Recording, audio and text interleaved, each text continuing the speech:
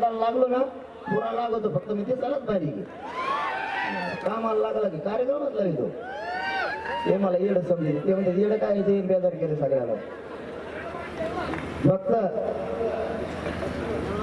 पुढचं आंदोलन करायची दिशा जरी झाली तरी शांततेत करायचं आणि मात्र पुढच्या काळात कधी काळी बदनापूर परिसरात जर आंदोलन उभा करायची वेळ आली 20 किलोमीटरवर मराठ्यांना उभं राहायला जागा नाही पाहिजे एवढ्या ताकदीनं आंदोलन झालं पाहिजे 20 किलोमीटर घामच फोडला पाहिजे पुढच्याला तुमच्या इथल्या नमुन्याला कसं काय घाम फोडला होता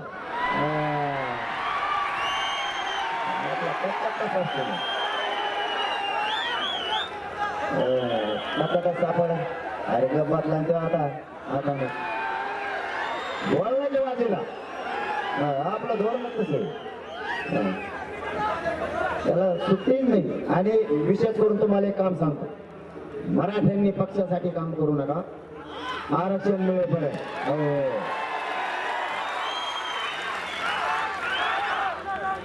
त्याचं ऐकायचं परत मग मला त्याचं नवीन कळालंय काहीतरी मी माहिती घेतो पुढच्या सभेत वाजवीन त्याला तसं काय नाही या सभेत नाही वाजलं तर खात्रीशीर माहिती असते तुम्ही बोलत नाही ते फोन केलं म्हणते जाऊ नका तिकडं बोलून पुढं जात नाही रे मला फक्त खरं मिळून द्या इथून मागची त्यांनी माफी मागितली त्यामुळे विषय सोडला हा मग आपण रिक्त झाले आपण आपली संस्कृती सोडून वागत नाही मराठ्यांचा नियम आहे संस्कृती सोडून वागायचा अरे तो मराठ्यानेच मोठं केलं मराठ्याच विरोधात काम करायला लागला आम्हाला शिकवतो विषयात मराठी गुलाल नाही लागून द्यायची लय बेकारी आहे त्यामुळे बोलायचं नाही फोन लावले जणू असं काहीतरी कळालंय मला व्हॉट्सअप कॉलच केले रेकॉर्डिंग करतात म्हणून जाऊ नका जाऊ नका जाऊ नका मराठ्यांच्या लोकांनी जर ऐकलेलं असलं तर मला सांगा अंधारा त्याचं ऐकलं ना आले नाही अंधारच सांगा पुढे त्यांना कुठं ना कुठं तर उभं राहायचं होतं निवडणूक नाही म्हणत बरं तुम्ही हा मग तुम्ही काय अर्थ करा त्याला मी काय करू मग त्या टायमाला बघू त्यासाठी काय करायचं तुम्हाला फक्त विनंती जाता जाता जास्तीचा वेळ तुमचाही घेत नाही कारण मला इथून शेलूला जायचंय शेलूला सुद्धा कार्यक्रम शेलू 114 किलोमीटर असं म्हणते आलं काही तिकडे बरं मला लढाची बैठक लागली काय मला लांब जायचंय तुम्हाला फक्त विनंती आहे एक जीवानं राहा 2 कामं करा आरक्षण मिळेपर्यंत जातीपेक्षा मोठ्या पक्षाला मानायचं नाही नेत्याला सुद्धा मानायचं एकदा तुमच्या लेकरा बाळाला आयुष्याची भाकरी आरक्षण मिळून द्या एकदा आरक्षण दिलं तुमच्या लेकराचं आयुष्यभर कल्याण झालं याच्यासाठी संघर्ष करा ताकदीनं शांततेत लागा 2 मराठ्यांच्या पोरांनी आणि माणसांनी व्यसनापासून लांब जा तुम्ही दारू सोडली का आपण सुधारलंच म्हणून समजा आणि 3 वाद टोकराचे बंद बांधा टोकरायचे नाही काय नाही कोणाची शिळी कोणाच्या बांधावर गेली म्हणून भांडणं करू नका खाऊन द्या काही नाही कोणाचा बैल सुटला त्याने काही खाल्लं म्हणून भांडण नका करू खाऊन देईल जर काम तुला काही चावायला लागलं लगेच मायावर करून मला काय वावर येतो मायावर असतं मला भांडण चिल्लर 2 पिढ्या झाल्यात बोलणार तर त्या खांद्याला साध्या गोष्टीनं आपल्यात भेद नका होऊन सोडून द्या उद्यापासून एकमेकाला आधार द्यायचं शिका एकमेकाच्या खांद्याला खांदा लावून चालायचं शिका लोकांना एवढंच पाहिजे मराठी होऊ द्यायचं नाही मराठ्यांचं वैर संपू द्यायचं नाही मराठ्यांचं जर वैर संपलं आपला विषय संपला हे त्यांना माहिती तुमच्या पायाला हात लावून सांगतो तुमचा अमलगा म्हणून वैर कमी करा आजूबाजूचा समाज मागवून बघा एकमेकाच्या हातात हात देऊन एकमेकाला पुढे घेऊन चाललाय आदर्श घ्यायचं शिका आडमुठी भूमिका जरा बाजूला ठेवा हे आरक्षण नसल्यामुळे पोरांचं वाटोळं व्हायला लागलं आणि या तुमच्या वादामुळे छोट्या उभं कुटुंब बरबाद व्हायला लागलं उद्यापासून व्यस्त सोडा आणि वाद कमी करा एकमेकाच्या मदतीला जा आणि आता एवढा बदल झालाय सध्या एकामेकात ढकलेलं ना तरी म्हणतात नाही रे मोठा नसेल ढकलेलं उठे उठे नाही पहिल्यांदा असं ढकलेलं ना मला जीवन मोठा ढकला हा आता तसं नाही करत खूप बदल झाला त्यामुळे मला गर्व वाटतो माझ्या जातीचा स्वाभिमान सुद्धा वाटतो खूप समाजानं बदल करू लागला स्वतः नाही तर पहिले दिवशी काय झालं तो वाटेवरच का मला किंवा वाटा का चावतो का एक तर रोडावर टाकला की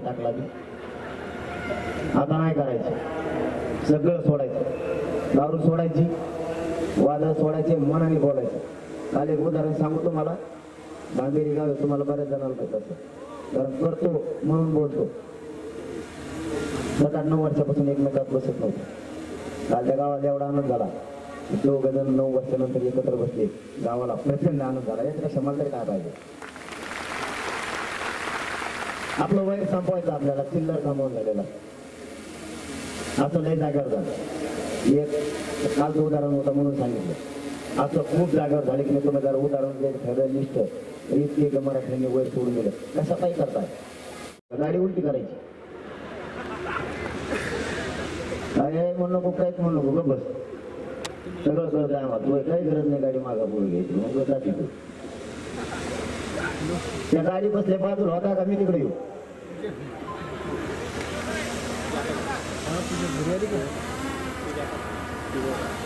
मुख्यमंत्र्यांनी 2 दिवसापूर्वी अधिवेशन सुरू होता आणि विधानसभेच्या पटलावर मराठा आरक्षणाचा विषय घेतला तिन्ही कायदे मंडळ ऍक्टिव्ह होते जर तुम्हाला एखादा कायदा पारित करायचा तर पुन्हा अधिवेशन बोलवण्याची आवश्यकता नाही आम्ही विनंती करून सांगितलं होतं 24 डिसेंबर पर्यंत तुम्ही वेळ घेतलाय तुम्हाला जर मराठ्यांना आरक्षण द्यायचंय आणि अधिवेशन केवळ डिसेंबरच्या आत जर संपत असलं तर अधिवेशनाची मुदत वाढवा विशेष अधिवेशन बोलवायचा घाट घालू नका कायदा पारित करण्यासाठी आधार लागतो त्याशिवाय कायदा पारित करता येत नाही तर शिंदे समितीने तुम्हाला 2 अहवाल दिले तुम्ही प्रथम अहवाल मराठा आरक्षणात असलेला स्वीकार आहे आणि 54 लाख नोंदी या मराठ्यांच्या आरक्षणात असलेला नोंदी मिळालेला तोही दुसरा अहवाल तुम्ही स्वीकारला मग आता अडचण काय जर मराठा आरक्षणात येतोय ओबीसी आरक्षणात येण्यासाठी मराठ्यांनी सगळे निकष पार केले तर मग अडचण काय तुम्ही सुरुवातीला सांगितलं 4 दिवसात कायदा पारित होणार नाही 1 महिन्याचा वेळ द्या मराठ्यांनी तुम्हाला 40 दिवसाचा वेळ दिला पुन्हा तुम्ही आले एवढ्या वेळेस ऐकायला लागतंय आणखी वाढून वेळ दिला तर आम्हाला आणखी जास्तीच्या नोंदी घेता येतील आणि मराठ्यांसाठी कायदा पारित करता येईल आणखी वेळ द्या मराठ्यांनी पुन्हा तुम्हाला 2 महिन्याचा वेळ दिला 24 डिसेंबर पर्यंत याही अगोदर 3 महिने त्यांना वेळ दिला होता 1 महिने झाले 7.5 हा संघर्ष सलग सुरू आहे मग शेवटच्या टप्प्यात जर तुम्हाला 2 महिने पाहिजे होते ते दिले आता अडचण काय काहीच नाही मग कायदा पारित करायला प्रॉब्लेम काय 9:30 वाजले आमची जर मराठ्यांनी वेळ दिला अडचण काय कायदा पारित करायला आधारला तो आधार मिळाला तुमच्या तोंडानं सांगताय 54 लाख नोंदी मिळाल्या या भारत देशात नोंदी सापडलेल्या आणि ज्यांना ज्यांना आरक्षण दिलं त्यात एकही नाही फक्त मराठा जात आहे की त्याच्या शासकीय खऱ्या नोंदी सापडल्या आणि परिसरातील जमलेल्या माझ्या तमाम मराठा बांधवांना माझा मानाचा जय या पाथेघर मैदानात आज मराठ्यांची 5व्या टप्प्यातली पहिली सभा आणि कार्यक्रम आपण आयोजित केला आणि आपण प्रचंड संख्येने उपस्थित राहिला त्याबद्दल तुमचं मनापासून स्वागत आणि कौतुक. तुमची 4 वाजताची सभा, पण काही कारणास्तव मला तुमच्यापर्यंत यायला उशीर झाला. काही कारण म्हणण्यापेक्षा ज्याच्यासाठी या मराठ्यांनी ही लढाई उभा केली, महाराष्ट्रातल्या कानाकोपऱ्यातला मराठा या ठिकाणी एकत्र आला. करोडोच्या संख्येनं मराठा स्वतःच्या मुलाला न्याय मिळावा म्हणून एकत्र आला. या विषयासाठी आपण एकजूट दाखवली. प्रत्येकाला वाटतं माझ्या मुलाला आरक्षण मिळालं पाहिजे, माझेही मुलं मोठे झाले पाहिजेत, यासाठी हा आपण लढा उभा केला. आणि त्यासाठी आज बदनापूरच्या या नगरीत बैठक होती, कार्यक्रम होता. आणि योगायोगाने त्याच दिवशी नेमकी सरकारची बैठक मराठा आरक्षणासाठी अंतरवालीला लागली.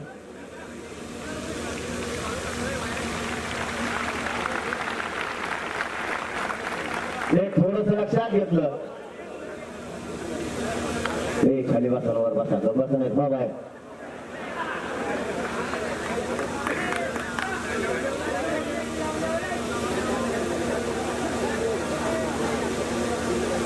मराठा आरक्षणाची लढाई या मराठा मायबापानं उभा केली. सगळ्यांचा उद्देश एकच की माझ्याही मुलाला आरक्षण मिळालं पाहिजे. त्याच विषयासाठी आज अंतरवालीत मुख्यमंत्री साहेब आणि 2 उपमुख्यमंत्री साहेबांच्या वतीनं शिष्टमंडळ मंत्रिमंडळाचं आलं. तुम्हाला सांगणं गरजेचं आहे उशीर का झाला,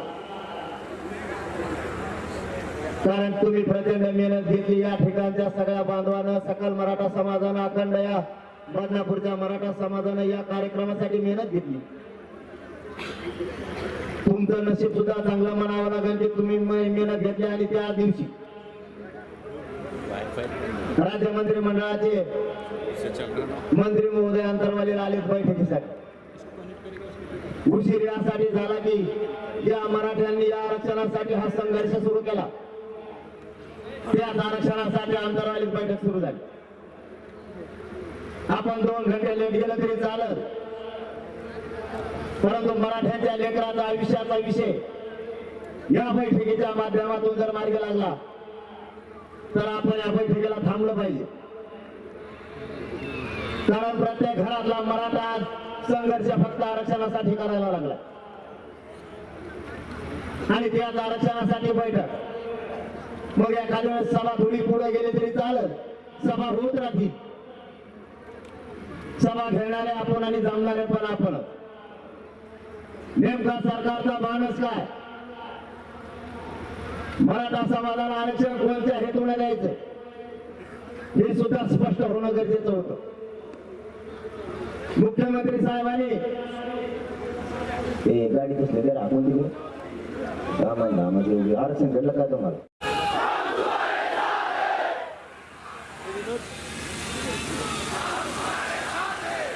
पाठीमागच्या वेळेस उपसून सोडायला आले, सगळ्या ताकदीनं आले. मंत्रिमंडळाचं मातंबर मंत्रिमंडळातले मंत्री आणले. त्यांच्यासोबत कायदा पारित करायचा म्हणून कायद्याचे अभ्यासक पाहिजे. कायद्याचे अभ्यासक सुद्धा आणले. कायदा कसा बनावा लागेल त्यासाठी अहवाल कोणता लागेल त्यासाठी अभ्यासक सुद्धा आणले. कायदा ज्याच्यामुळे पारित होतोय ते मंत्री त्या कायदा मंडळाचे सदस्य सुद्धा आणले. काही अडचणी येऊ नयेत, काही त्रुटी आता राहिल्या नाही पाहिजे म्हणून सचिवही आणले. आणि ज्यांना कायद्याचा पूर्ण ताकदीनं नॉलेज आहे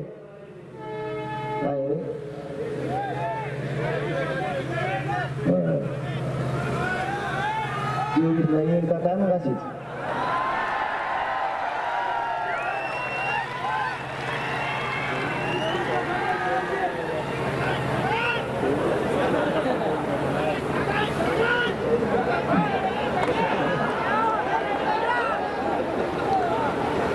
नाव नाही घेत नाही आता सांगतो तुम्ही.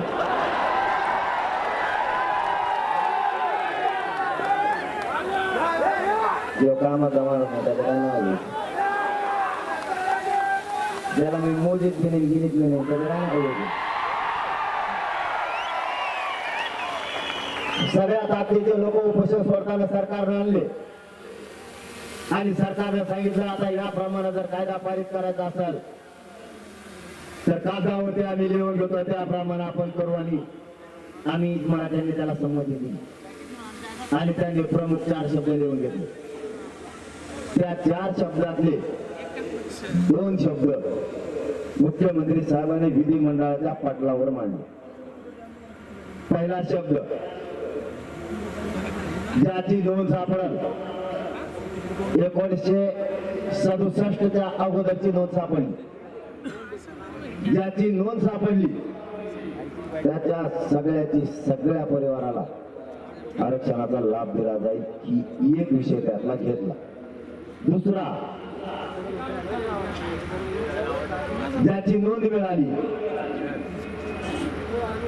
त्याच्या रक्ताच्या नातेवाईकांना सुद्धा याचा लाभ मिळेल, असे 2 शब्द घेतले आणि 2 घेतलेच नाही आणि कुठेच तिथे हा म्हणून नाही एअरपोर्ट दिसते कसं म्हणून ते मग अवतारावरच जाते. कसलं पण दिसते. मी काल सांगितलं या 2 शब्दाचा विषय राहिला त्याचं मला स्पष्टीकरण द्या, तरच मी 23 तारखेला काय निर्णय घ्यायचा ते घेईल. नसता निर्णय 23ला काय घ्यायचा सरकारच्या आता ते मराठ्याचं नाही. ते म्हणजे आम्हाला कळलं बा. आता मग तुम्ही माया पाय दिल्यावर मग काय होत असेल खाली एक तर माया पेरला त्याच्यात माया पायावर जर टाकल्याने दिली तर मग कसं होत असं. मग आता तुमच्या लोटायला तुमच्याच माणसं होते त्यांचं थोडं शोधून बघा ना. आमच्या अंगावर लोक होऊन पडल्यावर आमची किती हाल होतात. तुमच्यावर 2च घंट्यासाठी लोटायची वेळ आली तर गाडीला लटकणारा म्हणतो बाबा माझे हाल झाले तुमचा पाय पडतो येऊन पुढे गर्दी लोटायला मला सांगू नका, दुसरं काही काम सांगा. सरकारला माझी विनंती आहे, बदनापूरच्या जमलेल्या विराट संख्येच्या मराठा बांधवांच्या वतीने तुम्ही गांभीर्यानं घ्या. घाबरवण्याचा प्रयत्न नका करू, नोटिसा देऊ. दरी निर्माण तुमच्या या सरकारमध्ये आणि मराठ्यांमध्ये करू नका. आरक्षण तर काही झालं तर आम्ही घेणार आहेत, त्याच्यावर आम्ही ठाम आहेत. तुम्हाला जितकं गांभीर्यानं हे आंदोलन घेता येईल आणि हाताळता येईल तितकं हाताळा. तुम्ही नोटिसा दिल्यामुळे त्याचा परिणाम तुम्हाला नाही माहित काय व्हायला लागलाय. तुम्हाला वाटत असाल नोटीस दिल्यामुळे मराठी घाबरतील, त्याच्या पाठीमागचे शब्द तुम्हाला नाही ऐकाले. मराठ्यामध्ये मी नसून जर माझं नाव येणार असलं तर मग मी सगळ्यात पुढे होत असतो. सरकारला माझी विनंती आहे, जलभावण्याच्या भावना समजून घ्या. हे दुसरे कोणी नाही आहेत. ज्या सत्तेच्या राजगाडीवर बसवले ते मराठे, त्यांची भावना समजून घ्या. सत्ता हातात आली म्हणून नोटिसा देऊन मराठ्यांना घाबरवण्याचा प्रयत्न करू नका. आमची तुम्हाला विनंती आहे,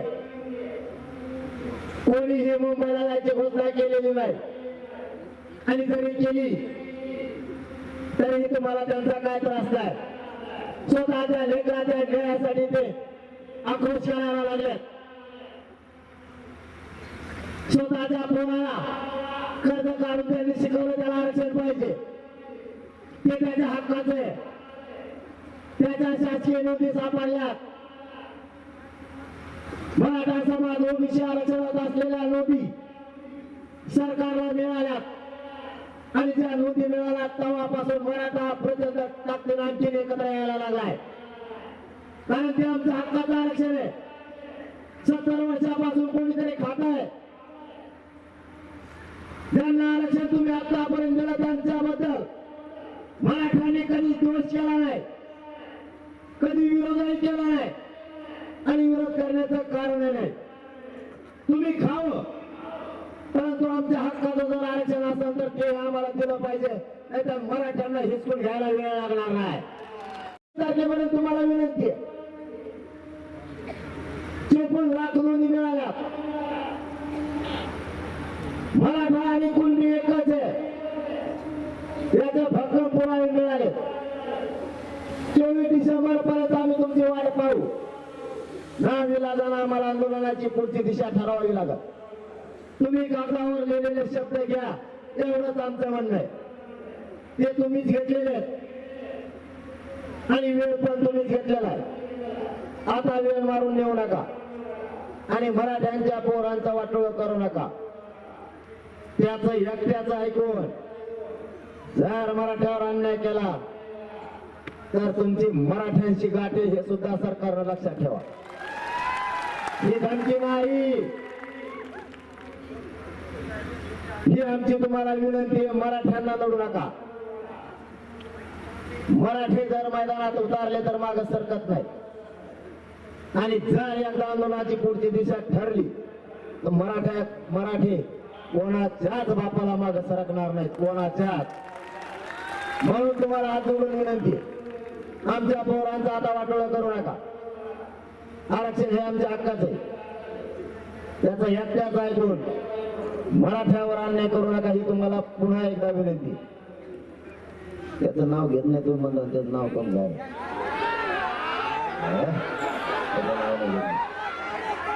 अरे गिरीश महाजन साहेबांना काय सांगितलं माहिती का पाटील म्हणे काय कराय त्याला बोलत ना तर काय झालंय आम्ही त्याला आता समजून सांगितलं काहीच बोलणार आणि म्हणलं मग ते जर मराठाच्या आरक्षणाच्या विरोधात नाही बोललं त्याच्याने आमची काय दुश्मन नाही तर मराठाच्या आरक्षणाच्या विरोधात बोला की झोडा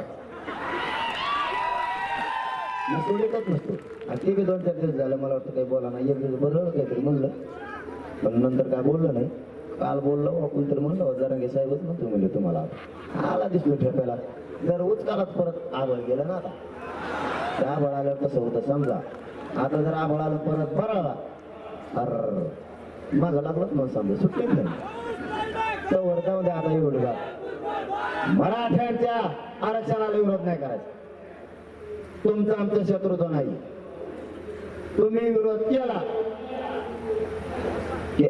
आवाजच करायची आडर मी सोडितच नाही तर मनाची गरजच नाही त्याचं मग काय छेतीचा आकडा आहे का माहिती मी त्याला सोडितच नाही ते म्हणलं खोट्या मारू पडे म्हणलं खोट्या तो खोटा पटून टाकेन सगळा खोट्या काय आणि केला का नाही मग अरे आरक्षणात गेले मराठी 54 लाख मराठी ओबीसी आरक्षणात गेले सुद्धा तुम्हाला या 8 ते 15 दिवसात 2.5 कोटीपेक्षा जास्त मराठी आरक्षणात गेलेले दिसते तरच आपलं नाव घ्यायचं नाव सुद्धा घेऊन आणि मी आजही त्याच्यावरच ठाम आहे उद्याही राहणार तुम्ही तुमच्या हाताने शब्द लिहून घेतले मी नाही लिहिले कायद्याच्या शब्दाचा उपयोग करता येतो तुमच्या कायद्याचा ज्ञान सांगितलं त्याच वेळेस तुम्ही शब्द लिहून घेतले माझी चूक काय मी हा तोच प्रश्न त्याला विचारला हा शब्द मी घेतला का तुम्ही दिला त्यांनी सांगितलं आम्हीच घेतला हे लाईव्ह होत अंधारात बोलत नाही मी कोपऱ्यात खोलीत जात नसतो त्यांनी सांगितलं आम्हीच घेतला पण सोडून द्या अरे मी सोडीत फिरत नसतो त्याचं काय करत ते सांगायचं परत पुढं बोलत नाही तर आपल्याला यायचं नाही परिस्थितीचं भान हे सगळ्यांना ठेवायचं मायबापा आता शब्द त्यांनी घेतलेत मी नाही दिले तुम्ही दिलेले शब्द कागदावर तुम्ही लिहिलेला शब्द तोच आता आपण घ्यावा हेच आमचं म्हणणं आहे याच्यात मराठ्यांची काय चूक शब्द तर आम्ही नाही दिला आणखी 2 शब्द कोणते हे तुम्हाला मराठ्यांना सरकारला माहिती ते विस्तार तुम्हाला सांगा त्यावर मी वेगळं राहणार का करते काय नाही काय करते काय बघायला पाहिजे की नाही त्यांना डाव येतात का नोटीस आणि फाटी सगळे येतात आपल्याला ते आता उघड जाऊ नका नोटीस काय देतो मराठी ऐकत असते का बोललं कसं करणं कशाला वातावरण दूषित करतो तुम्ही दूषित वातावरण करायला नोटिसा देऊन तुम्ही दरी निर्माण करायला लागला विनाकारण कारण नसताना कोणीच म्हणलं नाही आमच्यातलं मुंबई जायचं. म्हणलं का रे भाऊ? मग नोटीसा कशा देतो रे? मुंबईला जायचं कोणी म्हणलं का? आणि मुंबई आमची नाही का? आणि मग कम नाही यायचं ते का आसामला आहे का मुंबई? पण आम्ही म्हणलोच नाही मुंबईला जायचं, तरी तुम्ही नोटीस देता. माझी नोटीस दिल्यावर तुमच्या मराठी जाणार नाही, मुंकड लटकून जाते माहिती नाही व्हायची. तसले लफडे उलट करू नका, मराठ्यांना सावध करू नका. तुम्ही हाताने सावध करायला लागला. मराठी एवढी सोयीचे नाहीत. मग हे एखाद्या जर म्हणलं तू आज लग्नाला जाऊ नको, रानात जाय, ते कुंकुण उसाऊ समजा मी सुद्धा होत नाही. सगळ्यात पुढं लग्नाला दिसते. मग तसं आडीलं तर मग ते जास्त जाते. उलट धोरणाने होऊ द्या. मी या बदनापूरच्या सभेच्या माध्यमातून सरकारला विनंती करून सांगतो, कारण मी तुम्हाला 24 तारखेपर्यंतच विनंती करणार आहे. त्याच्यानंतर विनंती करत नसतो. घ्या मराठ्यांना. मराठी स्वतःच्या लेकरासाठी कोणत्याही टोकाला जाऊ शकते. त्यांच्या लेकराचं वाटलं झालंय.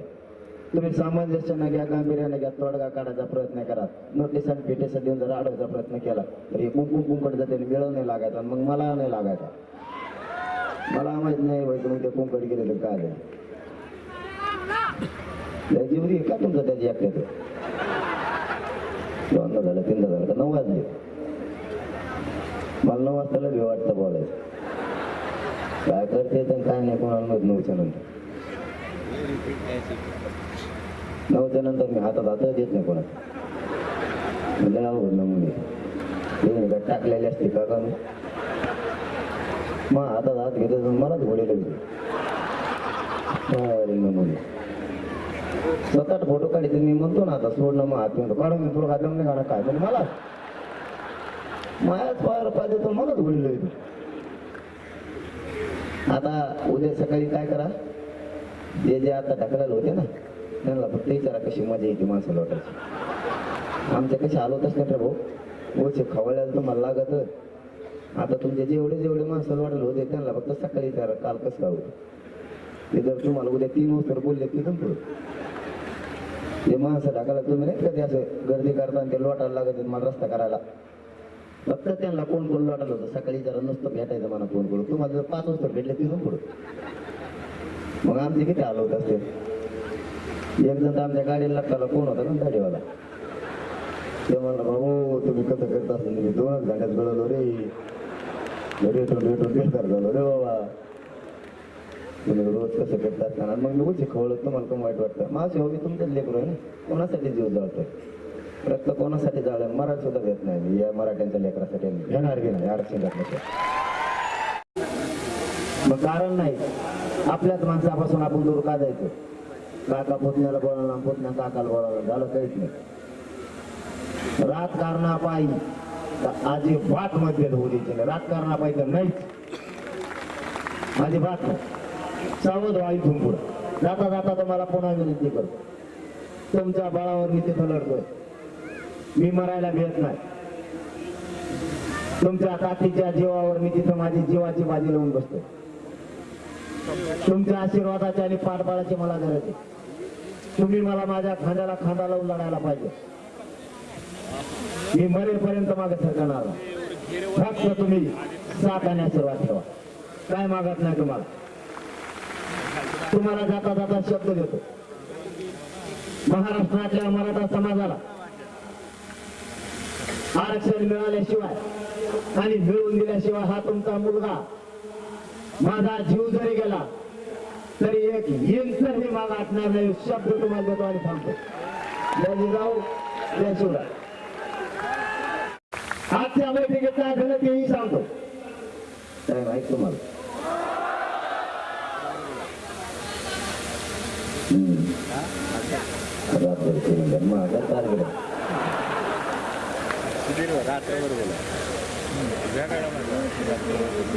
बैठक सुरू झाली आणि पाठीमागच्या वेळेस जे आपले उपोषण सोडायला आले होते त्यातली अर्धीच होती. अर्ध्याला काय मत न झालं. काहीच दुखायला लागलं, काहीला गाडीत लागणार, काहीला गाडी होती. लोड आला इकडे मग काय सांगावं.